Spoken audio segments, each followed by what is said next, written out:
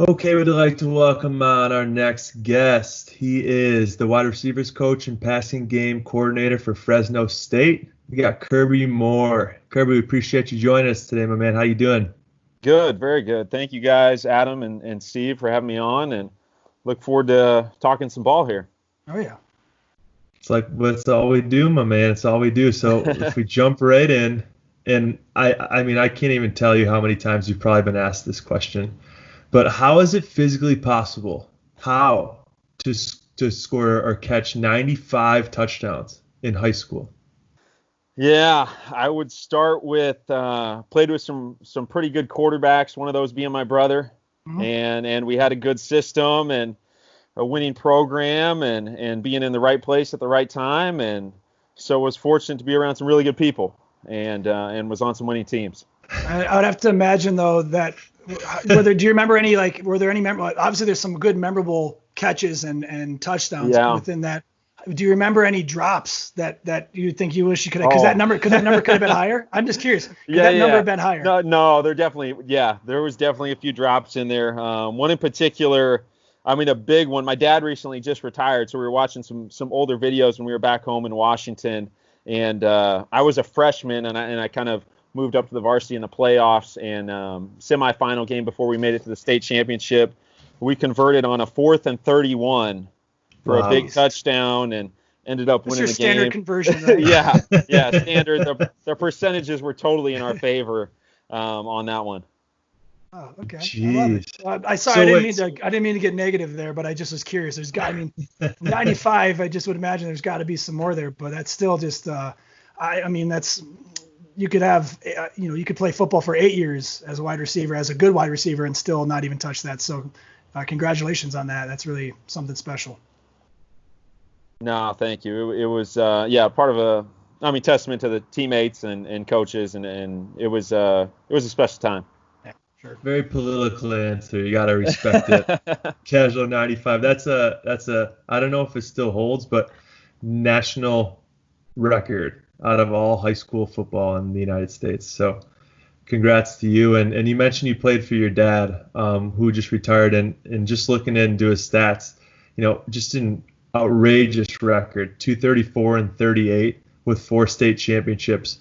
He was a coach, and obviously now you've gotten into that coaching sphere. What's one commonality that you guys see between your coaching styles?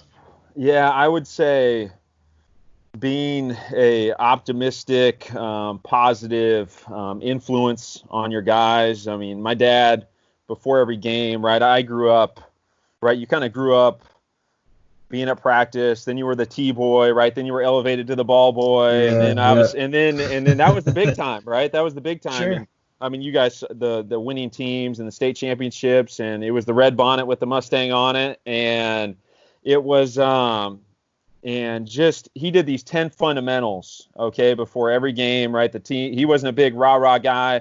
It was, hey, these are the 10 fundies, and this is what's going to win. And the one that has always stuck with me for the test of time is setback, comeback.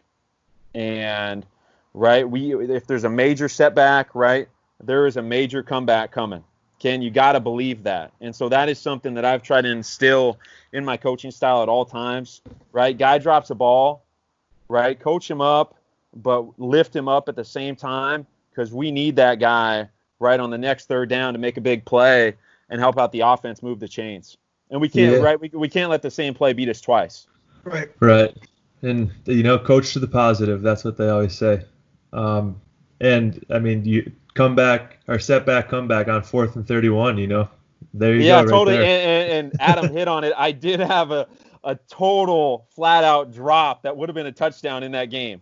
Okay? Yeah. I had a touchdown in the first quarter, and I don't know if it was second or third quarter, but more open than, right, you're ever going to be open. Yeah. And it's one of those, right, I always say when as a receiver coach and a receiver, right, you catch the ball with your eyes, and when you let it get into your body, right, you have a tendency to let those ones slip, and it was a bad drop.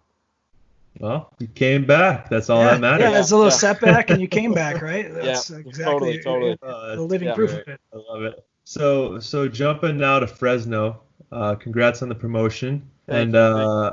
I'd like to touch on one or two things that the Bulldog fans can really be pumped about this year? Yeah, I think we got a really good nucleus of young guys coming back. Last season obviously had its difficulties, but at the same time, we lost 7 of our 8 games, I believe, by under 7 points. And so, right, just understanding that the margin for error is razor thin, and the details are what separate teams from bowl games, 10-win seasons, and unfortunately not making it to bowl games. And so we had some expensive mistakes, but guys are starving, right, to get back out there and get that taste out of their mouth from last year. Yeah, no, football is, really all competitive or high level of competition. It's the margin for error is so small, but I really feel like football, the cliche is it's truly a game of inches. But if you really think about it, the difference between a 3-9 team and a 9-3 team is really not much. And I know that's what you're kind of saying. You have to take that it's hard to look at those mistakes or watch tape sometimes when there's a mistake on it. But if you can honestly look at it, and kind of address it, and you like you said, you have that solid nucleus. That's really something to really build off of. So I think, like you said, the fans should have something to really look forward to this year. Yeah. There's a lot of guys coming back, and so we've definitely looked over last season with a lot of detail and situations, and right, you look at the turnover margin and all those statistics that say your percentages you're going to win, and so we feel like we've improved and excited to get out there whenever that is. A quick question to that. This is just more out of my own curiosity as being like a former football coach. You hear like the turnover margin and how important it is, and there is that's a statistic that does play, but it doesn't tell the whole story. Obviously you can't turn the ball over because that means you're not scoring points, right? You can't consistently turn the ball over, but you can get by with that. It's not like the end all stat. What's your thoughts process on like the turnover margin, or kind of what things do you view as the important keys to victory? No, I agree. And then, right, as offensive, right, you look at third down percentage, and those are huge, and time of possession, right, because you got to play complementary football. How you're working with the defense and holding on to the ball, and if you're scoring quick touchdowns, other teams rolling on longer possessions. We faced that a little bit last year against Minnesota, right, who controlled the ball and did a good job of that. And then red zone efficiency. I think that is huge, right? When you get inside the 25, are you not scoring? Are you scoring field goals, or are you putting 7 on the board? Yeah. That can change the game in a hurry. Yeah, I've always liked the idea of like talking about red zone, and I think after you get past what is like the 17 or 18 yard line, the field becomes twice as wide as it is long, and how fast things go and how quickly that happens, and the safeties don't have to worry about balls going over their heads, right? They can keep everything almost in front of them. So do you find yourself, is that like situational football? Is that kind of how you guys practice, or do you try to break it up like that, or how do you guys kind of look at it?